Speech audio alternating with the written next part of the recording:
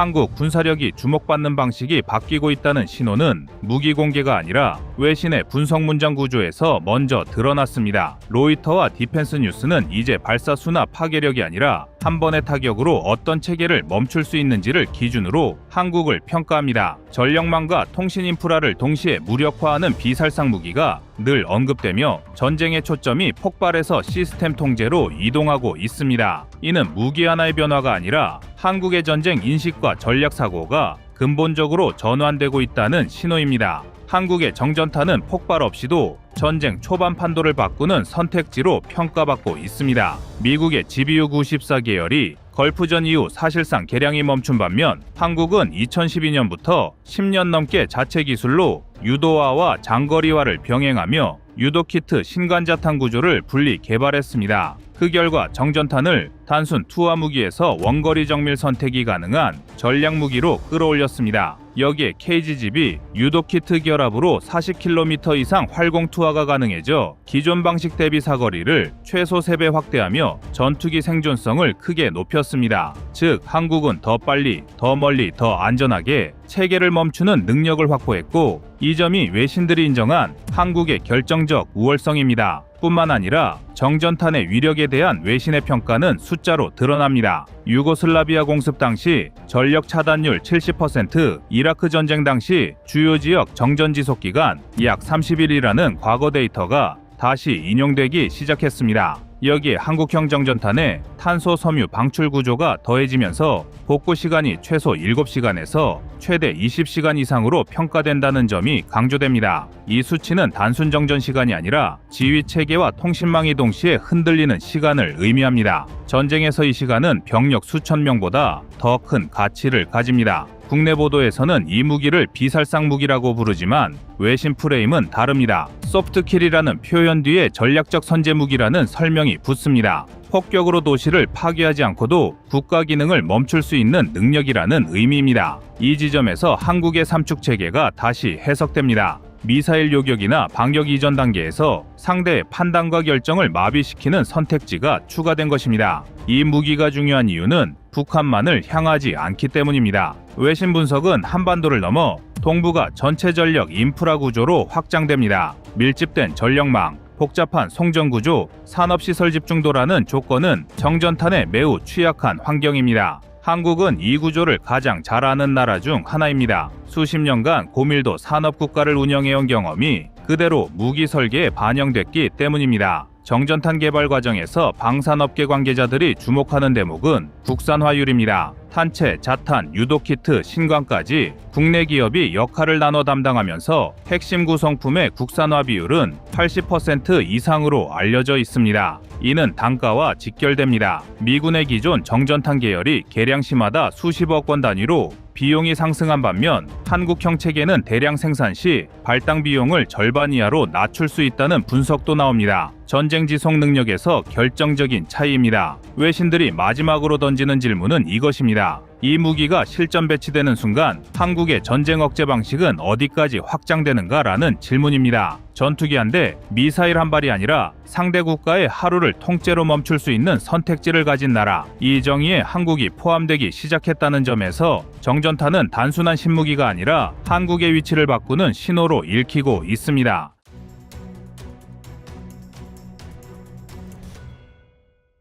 정전탄을 둘러싼 진짜 이야기는 무기 성능보다 먼저 작전 개념에서 시작됩니다. 군 내부에서 이 무기를 바라보는 관점은 파괴 수단이 아니라 시간 통제 수단에 가깝습니다. 전쟁이 시작되면 가장 먼저 필요한 것은 병력이 아니라 전기입니다. 레이더, 통신망, 지휘소, 연료 펌프, 철도 관제, 병원 비상 시스템까지 전력에 의존하지 않는 체계는 거의 없습니다. 정전탄은 이 연결고리를 한 번에 끊어내는 도구로 설계됐습니다. 총을 쏘지 않아도 지휘가 멈추고 명령이 전달되지 않으며 판단이 늦어지는 상황을 만드는 무기입니다. 방산업계 관계자들이 주목하는 부분은 운용 유연성입니다. 한국형 정전탄은 항공기 투하형, 활공 유도형, 미사일 탑재형까지 확장 가능한 구조로 개발되고 있습니다. 이는 하나의 탄종이 아니라 플랫폼 개념에 가깝습니다. 동일한 자탄 구조를 유지하면서 투발 수단만 바꿀 수 있기 때문에 전투기 세대가 바뀌어도 무기 자체는 그대로 사용 가능합니다. 이 구조는 장기 운용 비용을 크게 낮춥니다. 군 내부 분석에서는 동일 효과를 내기 위해 정밀 유도폭탄 수십 발이 필요한 상황을 정전탄 한 발로 대체할 수 있다는 계산도 포함돼 있습니다.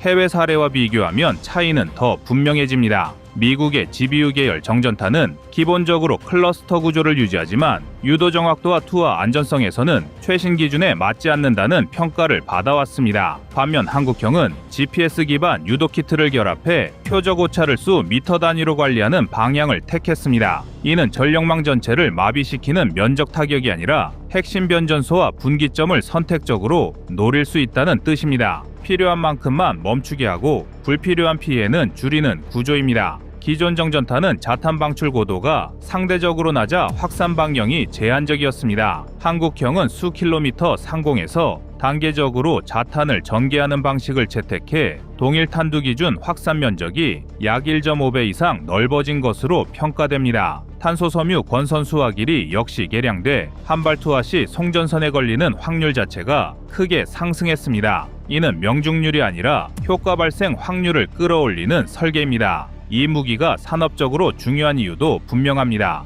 정전탄은 폭약 중심 무기가 아니기 때문에 탄두 제조보다 소재 기술과 제어 기술의 비중이 높습니다. 탄소 섬유, 니켈 합금, 신관 센서, 유도 알고리즘이 핵심입니다. 이 분야는 민수 산업과 방산 산업의 경계가 얇습니다. 한국이 축적한 소재 기술과 항공 유도 기술이 그대로 무기 체계로 이전되는 구조입니다. 실제로 정전탄 개발 과정에서 축적된 데이터는 향후 무인기 투발 무기와 전자전 장비 개발에도 활용 가능한 자산으로 평가받고 있습니다. 군사적으로 보면 이 무기는 공격보다 억제에 더 가깝습니다. 그도 그럴 것이 최근 현대전에서는 미사일 기지가 파괴되는 것보다 버튼을 눌러도 아무 반응이 없는 상황이 지휘부에 주는 압박은 훨씬 큽니다. 이 압박은 전투 이전 단계에서 이미 작동합니다. 그래서 정전탄은 공개보다 존재 자체가 중요한 무기로 분류됩니다. 정전탄은 한국 방산이 어디까지 왔는지를 보여주는 상징적인 무기입니다. 더 크고 더 세게 만드는 경쟁에서 벗어나 상대의 선택지를 줄이는 방향으로 사고가 이동했다는 증거입니다. 이 무기는 적을 쓰러뜨리는 무기가 아니라 전쟁을 시작하지 못하게 만드는 무기입니다. 군사력의 목적이 파괴가 아니라 통제라는 점을 가장 명확하게 드러냅니다. 2028년 실전 배치가 현실화되면 한국 공군은 전쟁 초기에 사용할 수 있는 선택지를 하나 더 갖게 됩니다. 미사일을 쏠 수도 있고 전투기를 투입할 수도 있지만 그보다 앞서 전기를 끊는 선택을 할 수 있게 됩니다. 이 선택지는 군사적 부담을 줄이고 정치적 부담도 함께 낮춥니다. 국제사회에서 한국의 행동 반경이 넓어지는 이유입니다. 이 무기가 진짜로 무서운 이유는 조용하기 때문입니다. 폭음도 없고 불길도 없습니다. 하지만 하루가 멈추고 체계가 흔들리고 판단이 늦어집니다. 전쟁의 양상이 바뀌는 순간입니다. 한국은 이제 전장을 부수는 나라가 아니라 전장을 멈출 수 있는 나라로 이동하고 있습니다. 그래서 정전탄은 신무기가 아니라 한국의 위치를 다시 정의하는 무기라고 불립니다.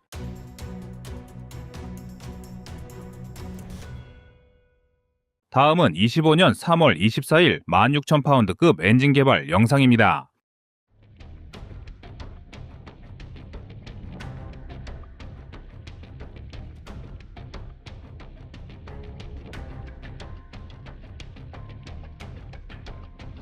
오늘 이야기할 주제는 한국이 국가적 역량을 총집결해 추진 중인 16,000파운드급 전투기 엔진 개발입니다. 이 사업은 단순한 연구 프로젝트가 아닌 국가전략 사업으로 분류되어 전방위적인 지원을 받고 있습니다. 특히 최근 산업통상자원부가 전투기 엔진 기술을 국가첨단전략기술로 지정함에 따라 사실상 정부가 모든 리소스를 투입하기로 결심했다는 점에서 그 무게감이 남다릅니다. 무려 3.3조 원대에 달하는 사업비가 투입될 것으로 알려진 이번 프로젝트는 방위사업청, 국방기술진흥연구소, 국가기술연구기관, 민간 대기업까지 총동원된 초대형 태스크포스 형태로 진행된다고 합니다. 보통 이런 사업은 방위사업청이 중심이 되기 마련인데 이번에는 산업통상자원부가 엔진 소재, 부품, 장비 분야 전반을 후원하며 사실상의 투트랙으로 협업 중이라는 점이 흥미롭습니다. 그렇다면 도대체 왜 16,000파운드인가? 라는 의문이 드실 겁니다. 16,000보다 더 크거나 반대로 작을 수 있는데 왜 16,000파운드급의 엔진으로 콕 집어 무엇일까요? 기존 KF-21에 적용된 미국산 F414 엔진은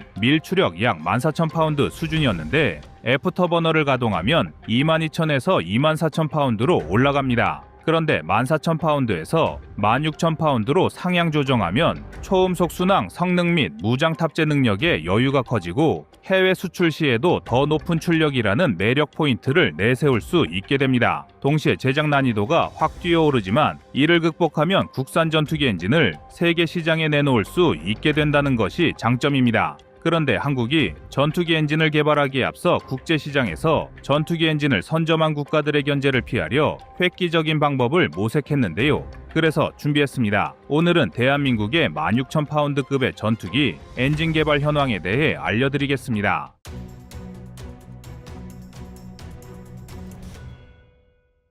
무인 전투기용이라는 명분은 국제적으로 직접적인 군비 경쟁을 유발하는 유인 전투기 엔진 개발 명시보다 상대적으로 다른 나라들의 견제가 적은 게 사실입니다. 유인 전투기는 기존 전력 균형에 직접 영향을 미치지만 무인 전투기는 아직 규범이나 통제가 완전히 확립되지 않았기 때문인데요. 특히 미러, 유럽 등 전투기 엔진 강국들은 유인 전투기 시장에서 이권을 크게 누리고 있어 새로운 경쟁자가 나타나면 더 민감하게 반응하는 것도 어찌 보면 당연합니다. 반면 무인 전투기 분야는 신기술 영역에 가까워 외부 세력이 경계하거나 압박을 가할 명분이 다소 낮기 때문에 개발하는데 부담이 적습니다. 다만 무인이라는 간판만 달았을 뿐 실제로 16,000파운드급 수준의 고출력 엔진을 개발한다면 결국 유인 전투기에도 쉽게 전환 가능함을 알만한 이들은 이미 다 알고 있습니다. 따라서 처음엔 무인 전투기 엔진이라는 이유로 대놓고 제재를 가하기 어려울 수 있어도 개발 진도가 빨라지거나 시제품이 해외로 공개되면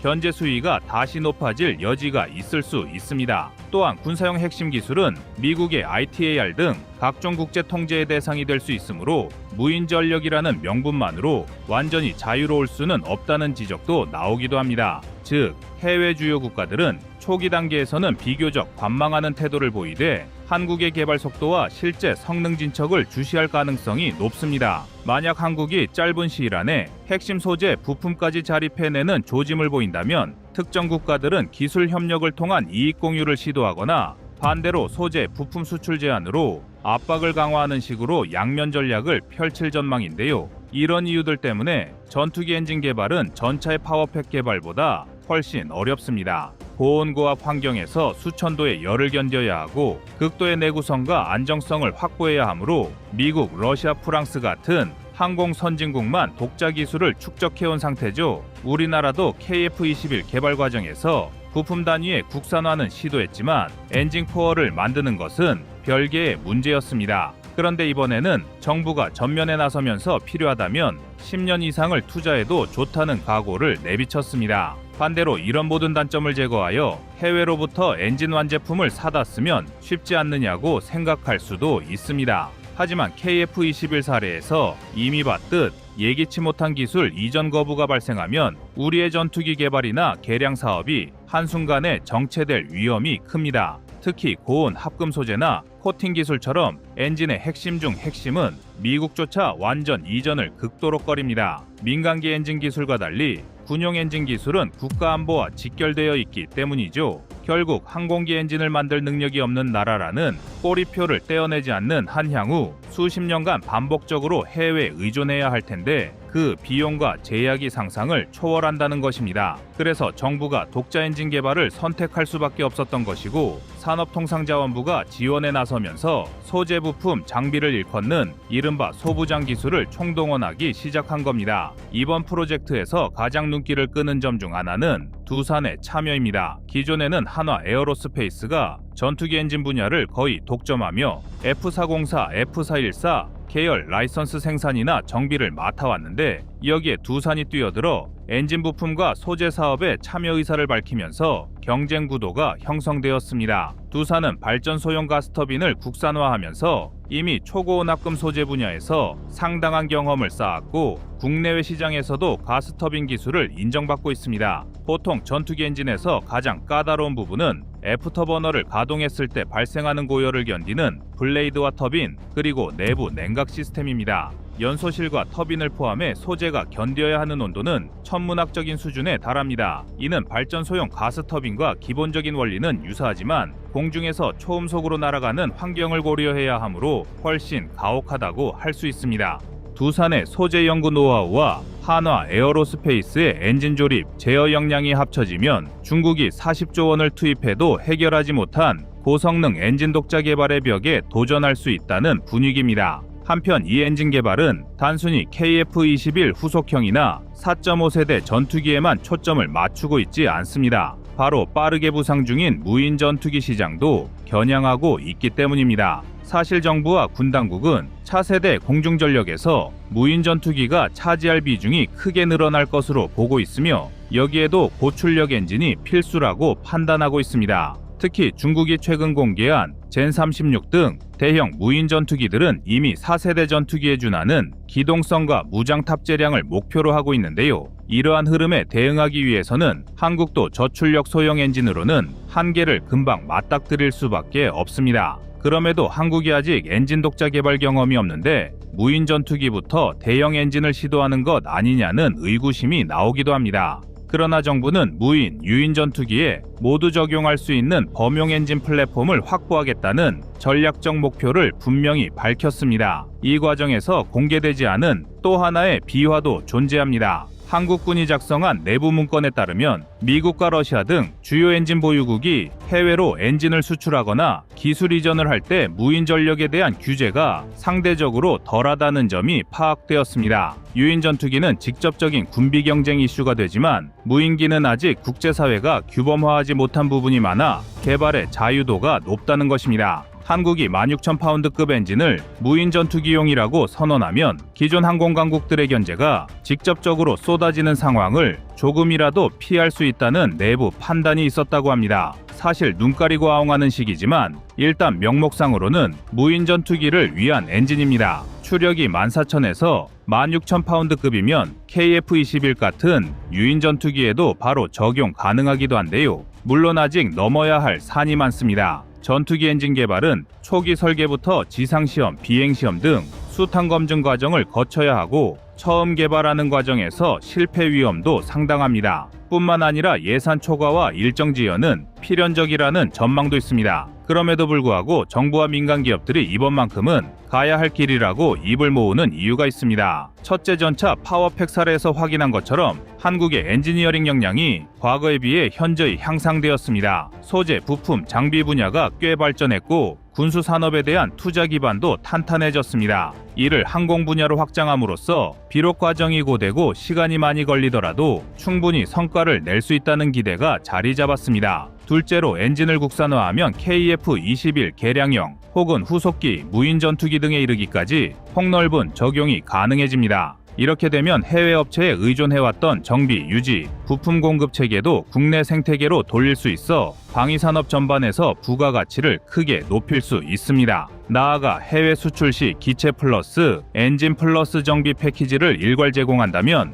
가격 경쟁력과 기술 경쟁력에서 큰 메리트를 갖게 됩니다. 셋째는 현재 전 세계적으로 무인 전투기가 차세대 군사력의 주축이 될 거라는 관측이 늘어나면서 한국이 그 시장 선도권을 잡을 가능성도 거론됩니다. 특히 대형 무인기 엔진 쪽은 아직 글로벌 강자가 뚜렷이 결정되지 않은 상태이므로 선점 효과를 누릴 수 있다는 계산이 깔려 있습니다. 마지막으로 네 번째는 앞서 언급한 비화에서처럼 미국이 기술 이전을 거부한 사건은 우리 정부에게 강렬한 각성을 주었습니다. 수십 년간 남의 손에 우리 항공 전력을 맡길 수 없다는 절박함이 결합되면서 단번에 독자 개발의 지평을 열겠다는 겁니다. 다만 업계와 정부가 모두 인정하듯 이 길은 결코 쉬운 길이 아닙니다. 소재 개발 단계부터 고비가 있을 것이고 엔진 조립 후 지상 시험에서는 예기치 못한 결함이 터질 수도 있습니다. KF-21 개발 때도 결국 시제기 비행 테스트까지 오는데 적지 않은 난관이 있었던 만큼